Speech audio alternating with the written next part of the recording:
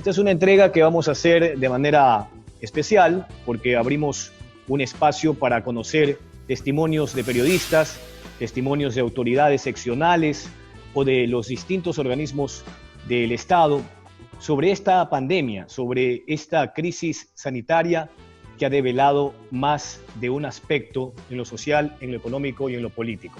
Hoy me acompaña un gran hermano, amigo, colega, quien, dicho sea de paso, su entrevista ya está muy postergada aquí en el Purgatorio, pero hoy vamos a dejar esa huella a propósito no solo del testimonio, sino también de lo que podemos hablar con Lenny Artieda de Coavisa, presentador, periodista de esa empresa y que tiene ya más de 20 años también de experiencia en este oficio maravilloso. ¿Qué tal, Lenny? Un gusto saludarte, gracias por aceptar esta entrevista a través del Purgatorio. ¿Cómo vas? Hola Jorge, ¿qué tal? Buenos días, un saludo, un abrazo a toda tu audiencia, aquí a las órdenes para responder a tus preguntas y charlar un poco, ¿no?, sobre lo que han sido las experiencias que hemos vivido desde nuestra trinchera a propósito de esta pandemia que nos ha tocado vivir. El otro día conversaba con algunos colegas y les decía que contradictoriamente hemos tenido la suerte, entre comillas, de vivir la noticia más importante de este siglo, de nuestra generación, sin duda alguna, ¿no? No creo que haya noticia en lo político ni en lo económico que supere la trascendencia de una pandemia, una situación de alcance global que a nosotros nos dio bastante duro también. Y sí, precisamente sobre eso queremos hablar.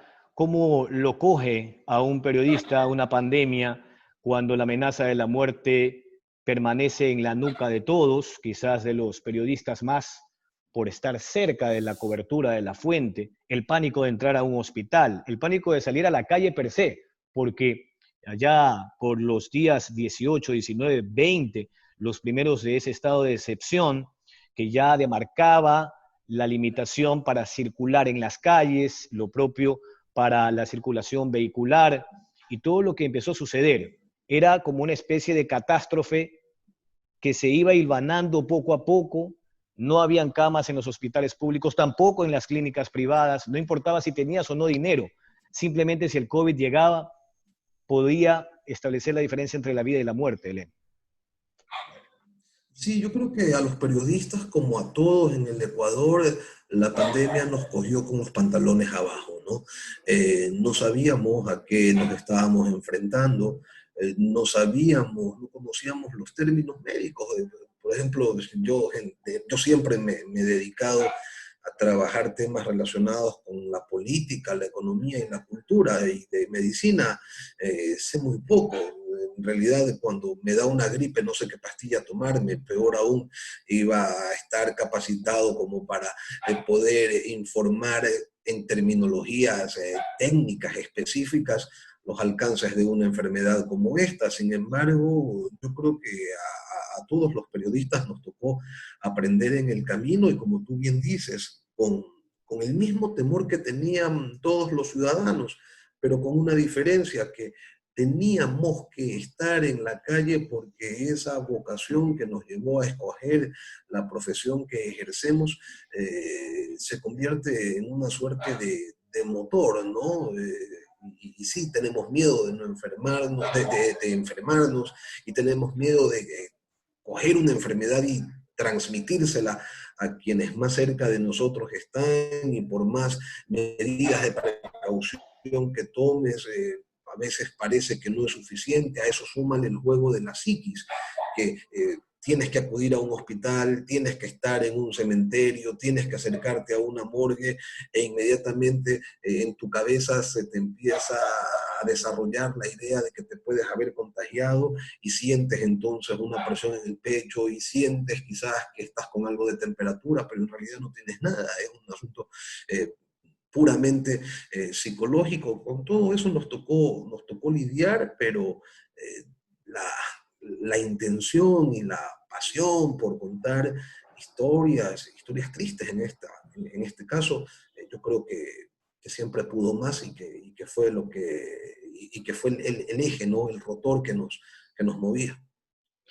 Ahora, el estado de excepción cuando ya fue más drástico, de hecho, cuando se tuvo que asumir una decisión contundente por parte del COE nacional y que empezara ese toque de queda a las 14 horas, yo hablaba un poco de una ciudad sitiada por el silencio, ¿no? Porque todo eso era parte de la prevención, del cuidado, pero esa misma ciudad sitiada luego se extendía a noticieros totalmente desalojados. En más de un medio de comunicación, de pronto ya no había personal porque la pandemia llegó a tal nivel que mucha gente tenía que hacer su APO, ¿no? Su aislamiento preventivo obligatorio, que es la terminología esta que utilizan ahora los expertos en la crisis sanitaria. Entonces, eso fue algo que sucedió en casi todos los canales. Sí, en Ecuavisa particularmente durante un mes fuimos tres los periodistas que estuvimos acudiendo diariamente al canal, me refiero al equipo de reporteros. El resto estaban unos contagiados, otros con sospecha, otros con aislamiento, debido pues precisamente a la sospecha. Hubo también algunos que quedaron fuera del país porque habían coincidentalmente tomado vacaciones y no podían regresar. Hubo otros que sí alcanzaron a volver, pero acuérdate que las últimas personas que regresaron del extranjero tenían también que realizar este aislamiento. Entonces, durante un mes completito fuimos solamente tres los que estábamos tratando de sacar, no de sacar adelante un noticiero, pero sí de convertirnos en el apoyo y en el sostén de la generación de información desde la ciudad, que era el eje, ¿no? El epicentro, como se la denominó, de esta catástrofe que golpeó al país y a la ciudad particularmente.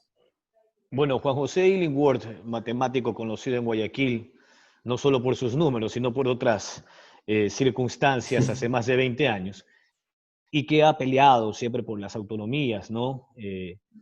Daba cuenta en esos días los más oscuros de Guayaquil, de que en el pico más alto al menos murieron 9.000 personas entre confirmados con COVID, sospechas, enfermedades concomitantes o que derivaron finalmente en la muerte de alguien por un ataque cardíaco, por insuficiencia respiratoria o algo similar.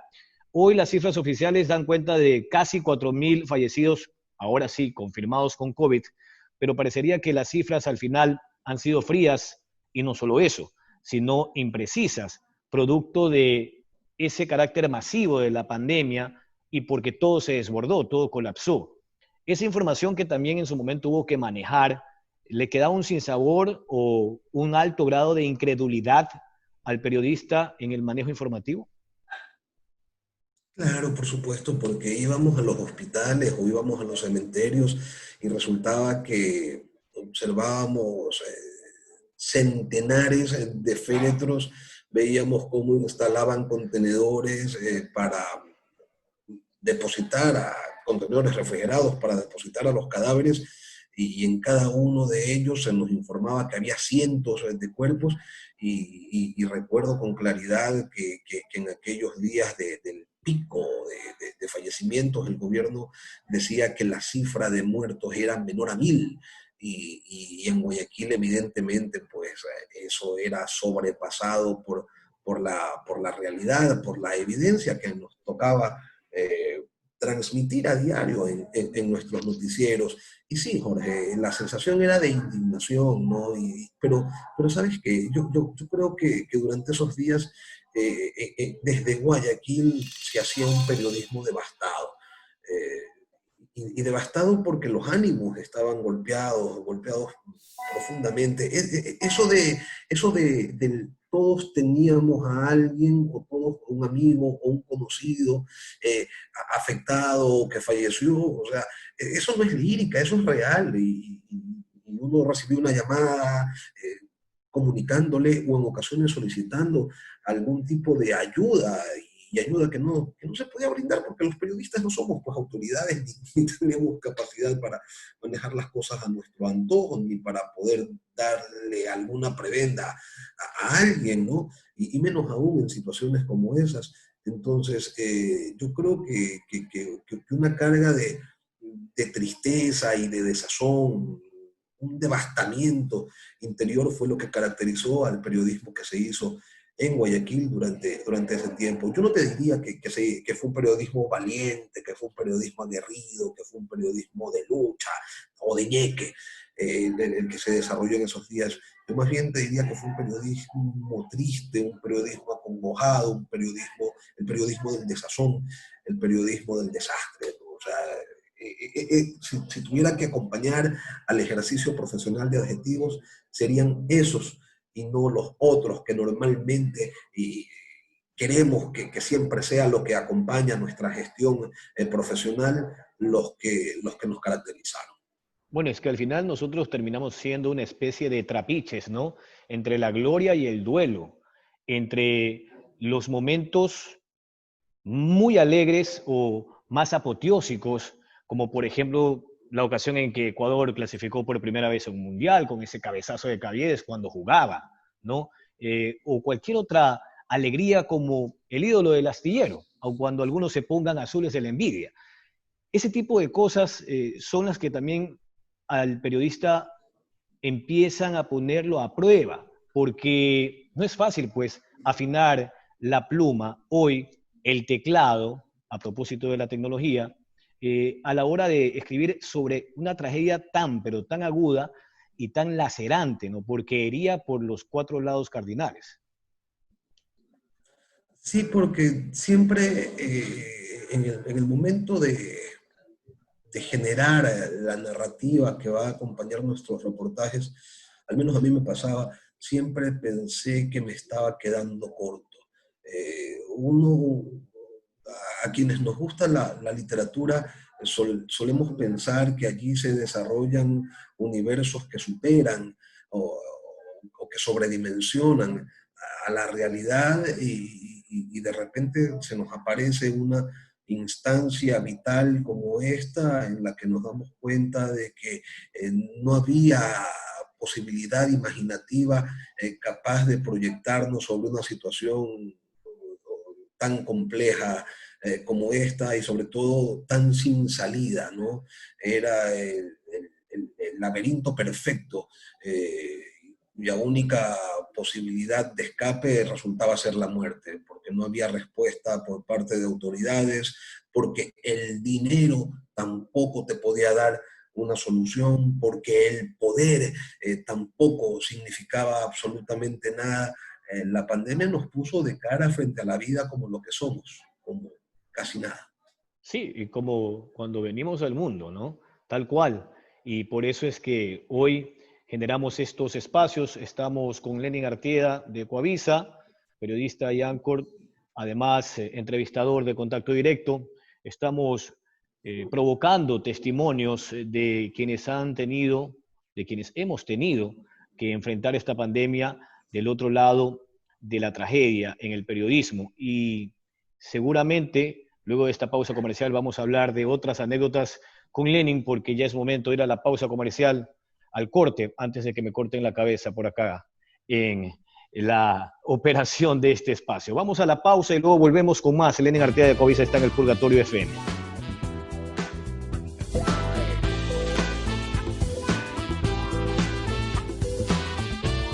Hablamos de las anécdotas, de lo que hemos definido en esta tribuna, lo que el COVID se llevó. ¿Y qué nomás se ha llevado esta pandemia, Lenin? A más de los cuerpos, a más de lo económico, a más de, a veces incluso la esperanza. Porque el panorama que se viene, a pesar de que estamos a puertas a un nuevo proceso electoral, parecería que todo esto es un mare magnum, ¿no? Porque hemos asistido también a la otra pandemia, a la segunda oleada, pero en esta ocasión de los latrocinios, del descaro en la función pública, gente involucrada por todos lados, gente que empezó a hacer dinero, a lucrarse de la tragedia en estas fundas térmicas, por ejemplo, luego los mismos termómetros, mascarillas, alcohol y demás. Todo esto como parte de una especie de escenario catártico en el que definitivamente es como que solo falta que termine cayendo el Armageddon, ¿no? Cintia Viteri catalogó o trató de desarrollar un símil No creo que haya entre tratado, a él. ver, seguramente lo expuso bien, Lenin. Bueno, ¿qué te diré? Y hablaba sobre Esparta, ¿no? Sí, Y a propósito de estos casos de corrupción a los que tú haces referencia, a mí me remiten un poco más allá y me pregunto qué clase de Egipto es este, porque las siete las siete plagas nos plagas. han quedado por... ¿no? Entonces, tenemos a los Bucarán, a los Morales, a las Pavón, a los Salcedo,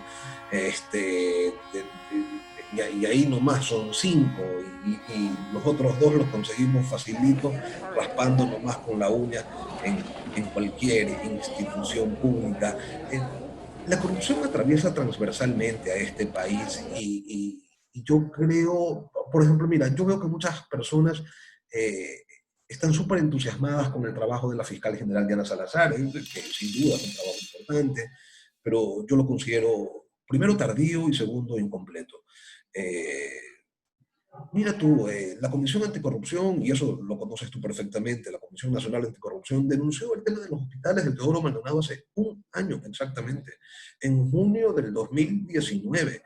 Y la fiscal se ha tomado nada más ni nada menos que 12 meses para iniciar con esta investigación, y una investigación que se deriva precisamente de la pandemia. Es decir, si no hubiera existido la pandemia y si no se hubieran magnificado o evidenciado en su real dimensión los latrocinios, las pillerías, lo más probable es que no hubiera pasado nada, de la misma manera que si no se caía la avioneta en la que estos señores trataban de huirse hacia el Perú, ellos estarían pues prófugos de la justicia y seguramente disfrutando de las mieles de la impunidad. Entonces, yo sí le tengo muchas observaciones al trabajo de fiscalía, yo sí le tengo muchas observaciones al trabajo anticorrupción. Tú observas que en las últimas horas, en los últimos días, salen los contratos que Daniel Salcedo firmaba con el Contralor General del Estado, y entonces nos preguntamos si Pablo Celi no es un Carlos Polit recargado o loaded, en donde investigaba y glosaba únicamente a quienes no eran sus amigos, sus allegados, pero a quienes contrataban con él sencillamente les dejaba pasar sus irregularidades. Son preguntas que quedan. ¿Y quién le pone el cascabel al gato? ¿Y quién investiga a quien tiene la labor de investigar? Entonces, no sé, ya te digo, yo soy un pesimista convencido de que las cosas en este país no van a cambiar. Hasta hace poco, y justamente eso lo comentaba hoy en la radio, hasta hace poco, hasta el mes de diciembre, ¿qué nos decían los encuestadores? Que la corrupción no era un tema que le interesara a la ciudadanía. Eso no está dentro del espectro de sus análisis. A la gente lo que le interesa es que le den trabajo, a la gente lo que le interesa es el costo de la vida, pero el tema de la corrupción no está dentro de los intereses ciudadanos. Sin embargo, yo observo en redes sociales, que es una muestra pequeñísima de lo que es la sociedad en general, pero yo veo a la gente indignada, y tú conversas con la gente en la calle y están indignados, o sea, están muy molestos porque entendieron, si es que no lo habían entendido antes, o al menos eso es lo que nos decían, parece que terminaron de entender que a este país se lo han llevado en peso. No es que se lo quieren llevar en peso, se lo han llevado en peso, cortándole de esa manera posibilidades de acceder a salud, a educación, a calles, a agua potable, a alcantarillado, a millones de personas, y nadie ha hecho nada para detenerlo, y muchos han coparticipado de ese tipo de prácticas mafiosas, y al final tú ves, todos impunes, o sea, nadie realmente... Dime tú, ¿qué pez gordo está detenido? Uno, uno, nadie, nadie. Ah, podrán decir Jorge Glass. Jorge Glass ya mismo sale. O sea, y cuando salga, mira, tendrá un montón de plata y tendrá la vida que Daniel Salcedo siempre quiso. O sea, entonces, Con la diferencia ¿Dónde que está Salcedo realmente el... la tuvo en 2 años. Exacto, claro, por supuesto. Y por último, Jorge Glass ha tenido que guardar cana pues, durante un buen tiempo, ¿no? Pero vamos, o sea, allí tú, allí es cuando tú empiezas a observar las deformaciones en la sociedad. Entonces unos te dicen, está bien que robe si es que nos hace obras. Eso te dicen unos. Otros te dicen, bueno, voy a robar y si me cogen no importa porque estoy unos 6 7 años y cuando salga igual está allí mi plata y la puedo disfrutar. Entonces, cuando no hay valores en la sociedad en la que tú vives y cuando el dinero fácil y la aspiración por tener comodidades no aspiración legítima, por cierto, pero tú te encuentras con que esas aspiraciones no tienen ningún componente de moralidad, sino es que todo vale con tal de obtener o de concretar aquellas situaciones. Entonces, no hay mayor expectativa de que la situación pueda cambiar. Yo no veo a un Ecuador mejorando. Sé que aquí vive mucha gente buena y mucha gente honesta, y sí, es verdad que los honestos somos más, pero esos pocos corruptos están allí medrando permanentemente de los fondos públicos, enriqueciéndose y dejando sin oportunidades a millones. Y eso yo no lo veo cambiar.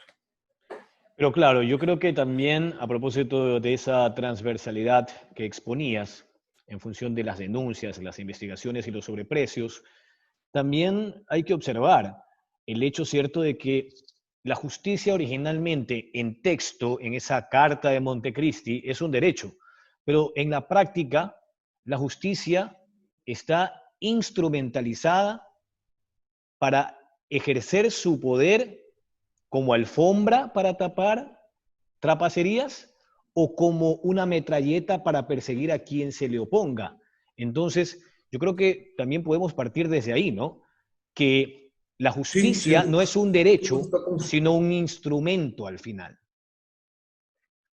sí, el país ha sido estructurado, la columna vertebral del país, que es la Constitución, está estructurada y su sistema nervioso, que son las leyes, el Código Integral Penal y toda la acción legislativa, todo está estructurado de tal manera para que aquí paguen solamente los giles, los cojudos, para que se vayan a la cárcel los que se dejan coger.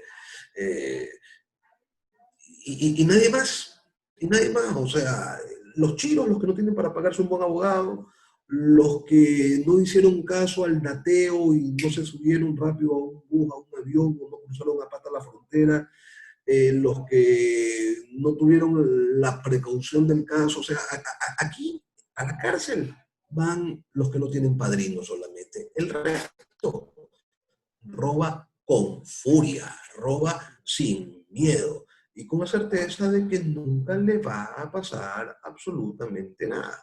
O sea, ¿qué casos hay al por mayor de gente que ha sido investigada? Mira tu Petroecuador, para hablar con casos concretos.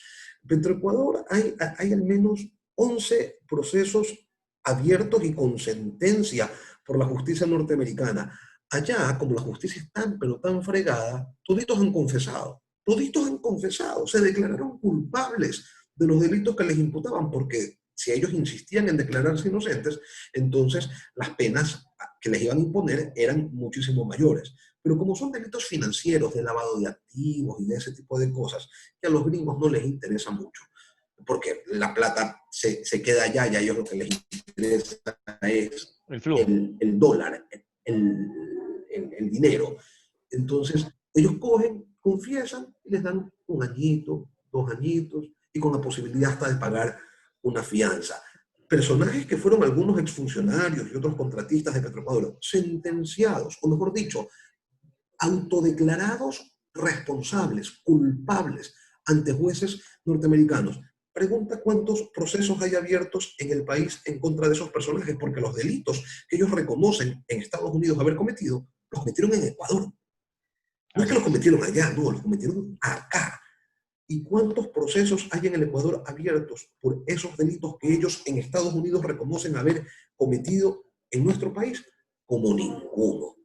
Entonces, una vez más, la fiscal, chévere, aplausos por lo que está haciendo, pero lo que está haciendo es apenas una porción de todo lo que podría hacer, que no tiene personal, que le falta presupuesto, argumentos o excusas siempre habrá. Lo cierto es que esta acción de lucha anticorrupción es apenas un dedo que no alcanza a tapar ese sol que nos calcina, el sol de la corrupción, el sol de los corruptos.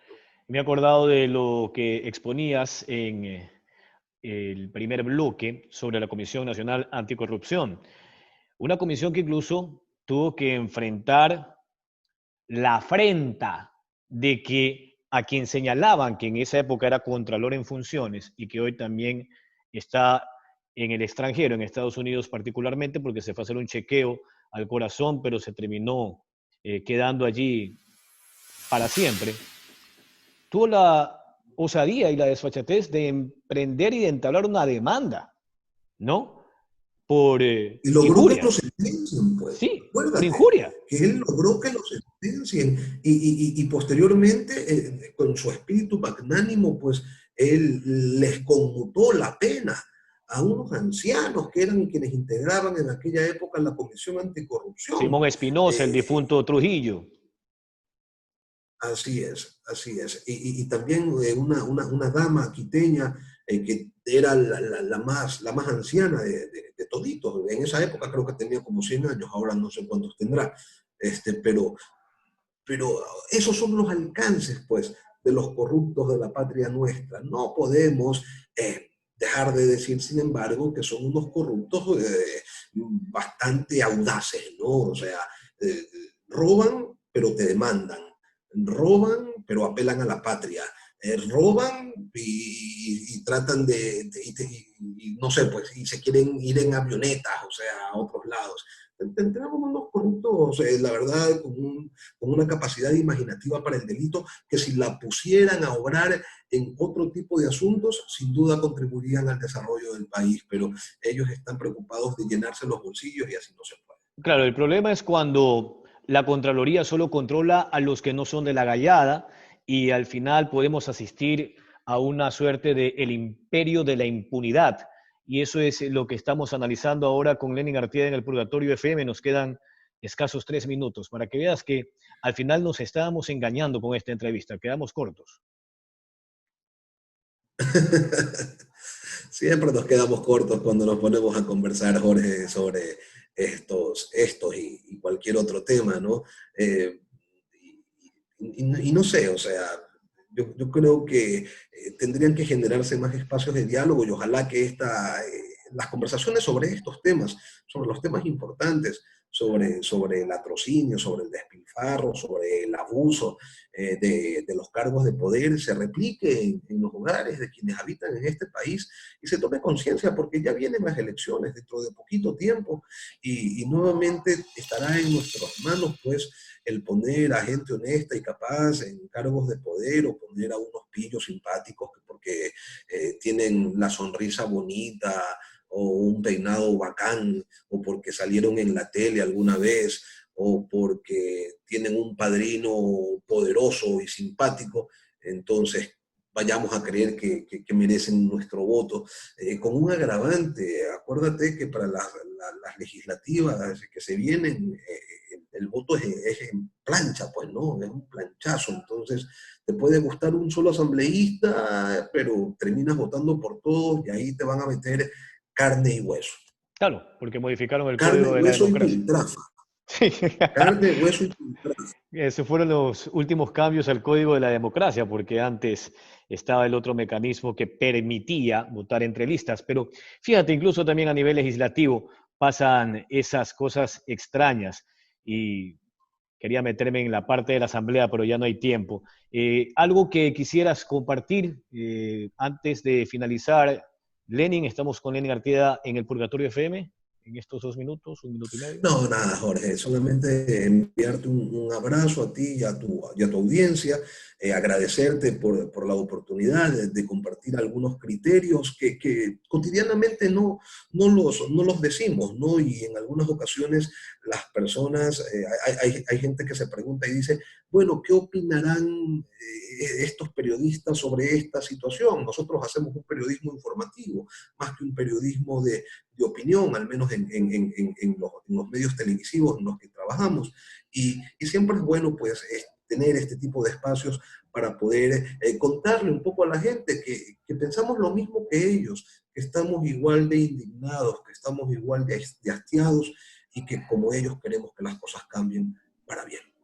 Sí, esa es la idea. Gracias a ti por haber aceptado esta invitación. Seguramente cuando pasemos a la luz verde y quizás en unos meses más podremos grabar finalmente la edición digital en alguna parte de Guayaquil como se lo había planificado. Por ahora vamos a hacer esta entrega que también se va a subir en el canal de YouTube El Purgatorio y su audio se va a presentar también en I99 este sábado a las 10 de la mañana, que es lo que ustedes han escuchado porque esta entrevista obviamente es pregrabada. Gracias, Lenin, te mando un fuerte abrazo y bueno, seguimos en la lucha, en el combate diario, en este oficio fascinante y aun cuando es extenuante, pues nos hemos dedicado a esto por más de 20 años.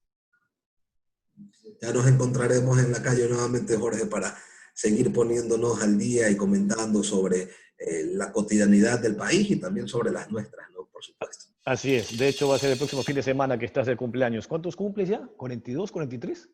43 que no juegan tampoco. 43 que no juegan. Usted está desde los 38 con eso. Bueno, acá ya estamos en la cuarentena, cuarentones en cuarentena. Un fuerte abrazo a Lenin Artieda de Coavisa. Gracias por haber aceptado esta invitación. Y con ustedes también, gracias por su permanente deferencia. Estamos en contacto el próximo sábado con una entrega más del Purgatorio FM. Buen día.